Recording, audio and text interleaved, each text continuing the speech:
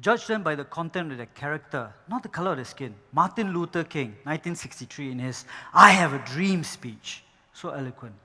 No, I'm not here to talk about racism or color, no. These workers are dirty, they are smelly, they are loud, they are workers. So should we send them back? No. But sometimes we say things that we don't mean. I've been working with them for over 20 years now, and I can tell you, no, they are no angels, they're not saints, but they're not devils too. They're just people at the coalface, at the sharp end of the stick, doing work that you and I don't want to do. I've done management consulting for many companies, and every time there's a workplace accident, some of these companies go, was it our worker? Did it happen in our premises? Was it during our working hours? Instead of asking, is he okay? Has someone attended to Ali, to Ram, or to Apang? Have we contacted their families? They must be worried. Why can't we treat people like people? You see, there's a disconnect here. We say that we're civilized, we're first world, but at the same time, we judge, we label, without understanding. Did you know that there are 5.6 million people living in Singapore, and out of them, 1.2 million are actually foreign workers, excluding domestic helpers. 1.2. What does 1.2 million look like? Well, if you were to take the entire residential population of Jurong, Woodlands, Tampines, and Bedok, you have 1.2 million. Wow. Where are they? Do you see them at the fast food outlets, the coffee joints, or maybe they are somewhere at the discotheques? Singapore is very glamorous. It's picture perfect. It's beautiful. These guys, they live on the other side of the looking glass, looking in. And I know what you're thinking. 1.2 million. You know, you've read the newspaper reports, sometimes things go bad. Little India riots. 300 of them rioting. Now I'm talking about 1.2 million. But you can be rest assured, it's not their character. They're not like that. Even the Commissioner of Police has ever said, there's more trouble in Geylang and Clarke Quay than with them. Now you're probably thinking, who's this guy standing here talking about foreign workers? See, all my working life, I've been asked this question. Where do you come from? When do you migrate here? And I always tell them in this way. Hello, I'm a Singaporean, born and raised here, served my national service, was a child recruit. I finished my reservist, in case you're wondering. Okay. And now you're thinking, who is he, if he's local born, to talk about foreign workers? See, when I was growing up, parents used to tell their kids, if you're naughty, the black man will catch you. The Bai Jaga will catch you.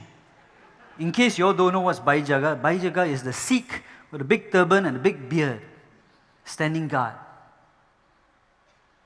My mother couldn't tell me this because I was the son of a Bai Jaga. I've never admitted this anywhere, but my father was a migrant. Then he became a Singapore citizen before I was born. Yes, I was born and raised here, but he was from Punjab, India. And he was uneducated. He needed thumbprint, not signature. Just like some of these workers, they actually don't know how to read and write their own name. But they will take out their work permit and copy, because it's the law to know your own name. My father worked 2 jobs, bus driver and security guard. He would come home once a week to change his work clothes. I can tell you, kids are mean. They used to disturb and say, hey, your father's smelly. He rides a bicycle. Why no money? Yeah, he didn't. He would save everything for us, just like these workers do. And while kids are mean, adults are no better. His colleagues and his friends would tell him, Singh, bila lu nak balik kampung, baliklah India. I translate for you. When are you going back to your village? Why don't you go back to India? And I was a kid listening to this. I was angry at him. I was embarrassed by him. But at the same time, my heart cried for him because I knew how hard he worked. So I vowed. I said, I'm going to distance myself from these foreigners and foreign workers so that I could be treated as an equal in your society. But you see, you can call it fate, karma, the universe. It has a plan for you. And it has a funny way of teaching you lessons. After my NS, the only job I could find was in a shipyard, then construction sites, then oil and gas. My subordinates, my colleagues, my superiors, non-locals. But they taught me a lot of lessons. Right now, I run several successful businesses, helping other companies overcome their challenges with the 7-8 different nationalities that they have on their work sites, solving their cultural or behavioral issues, simply because I know what these guys are thinking and feeling. You see, you don't need to go to the university to learn life lessons. Looking at the audience, I know that some of you have gone for NS, or have families that have got sons that go for NS. NS is hard. First 2 weeks are hell. You don't see your parents, no home-cooked food, and no freedom. For these guys, their first 2 weeks are 2 years. So let's see whether we can put you in their shoes just for a short while. So imagine you're one of them. Every day, you have to wake up at 4 o'clock in the morning to prepare your meal, breakfast and lunch, pack it up, and then be downstairs at the roadside by about 5:30. So a lorry comes, and you can't be late for the lorry. Lorry can be late for you. You're late, you get cut a salary.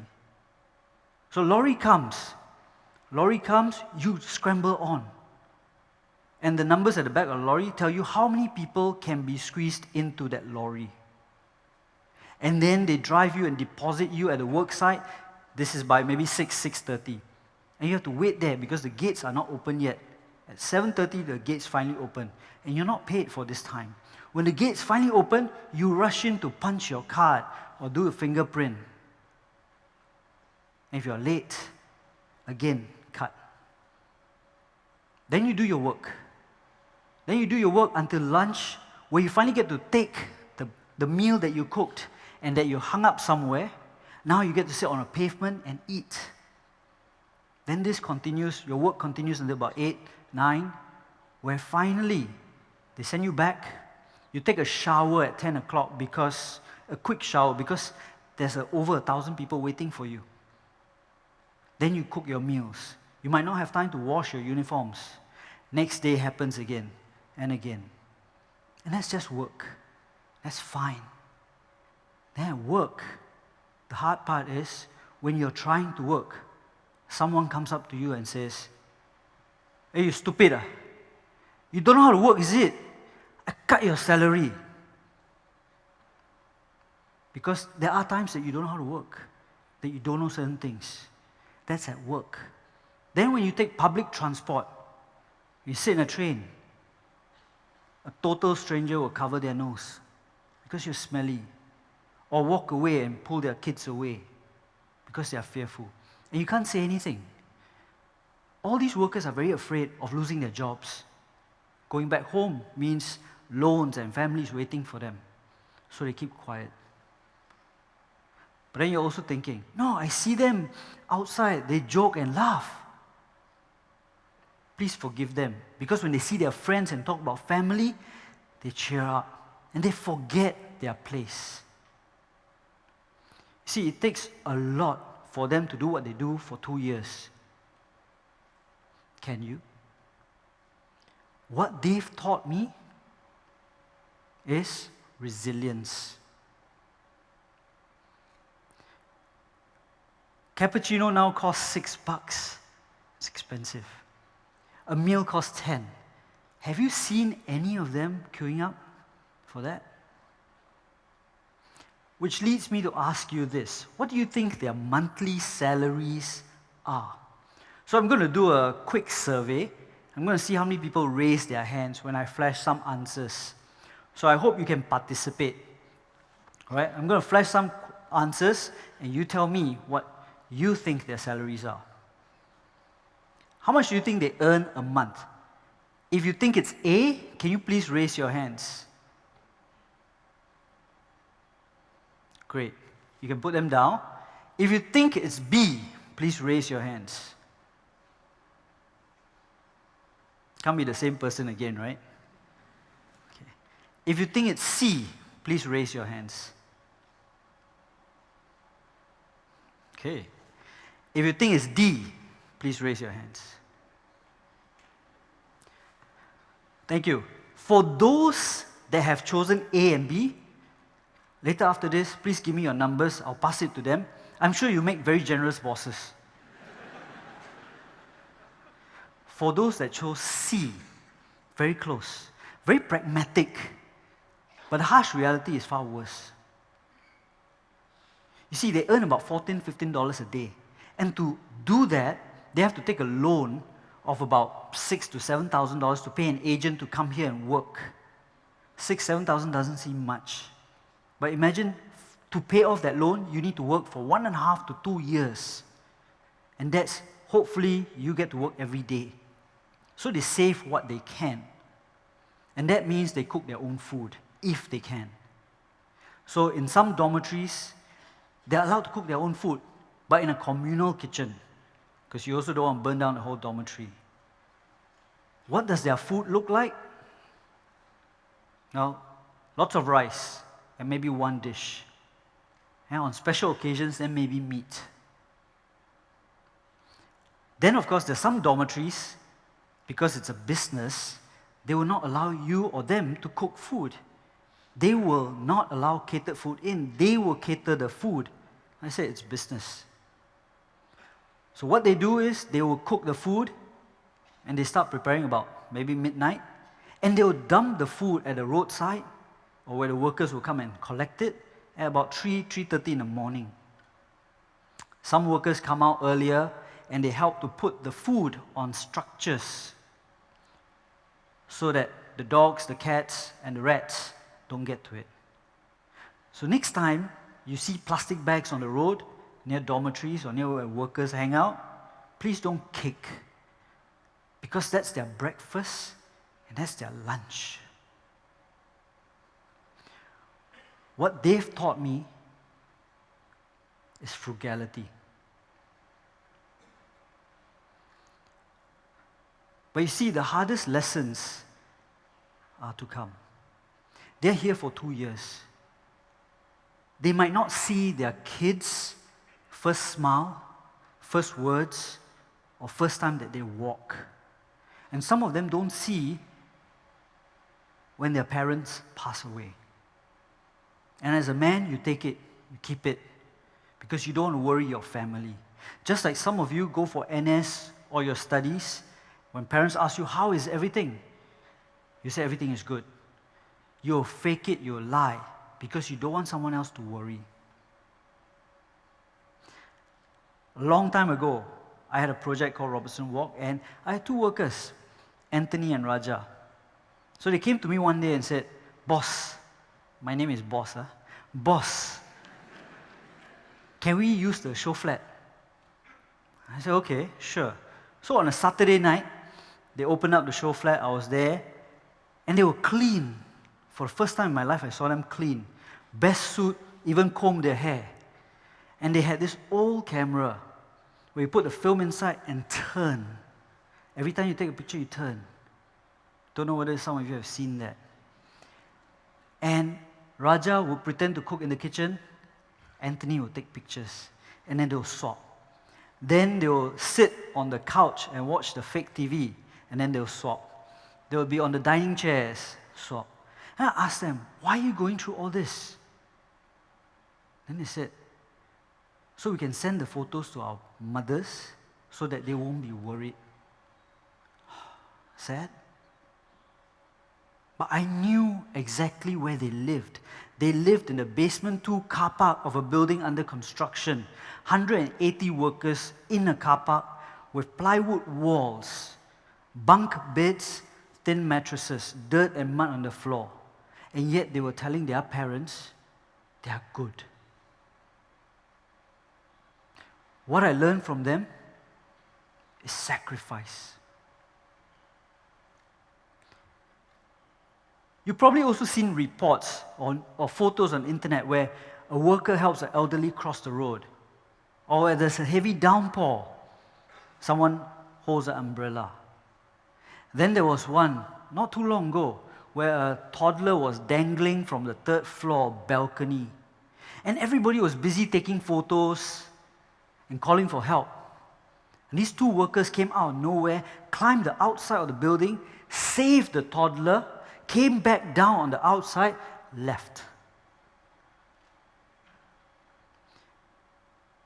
Remember when I said, call it universe, call it life, call it karma? Well, my father used to work in a place called Soon Lee, around an area called Soon Lee.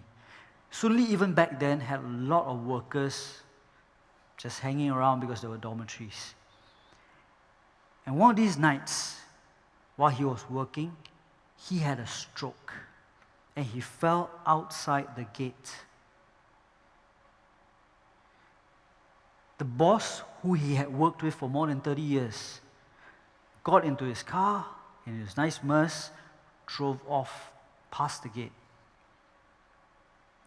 I can tell you, it is very hard to miss a human body. The only reason he survived was there was a group of workers who rushed over and said, "Uncle, are you okay?" And they called for an ambulance, and they stayed with him. Workers, not the guy with the 5 C's. See, these guys have empathy towards others. They might be less educated than you, but they can care. They might have less than you, but they have a heart. What they taught me was empathy. Now, at the start, I said there's some kind of disconnect. There is a disconnect between humans to humans and within our own feelings.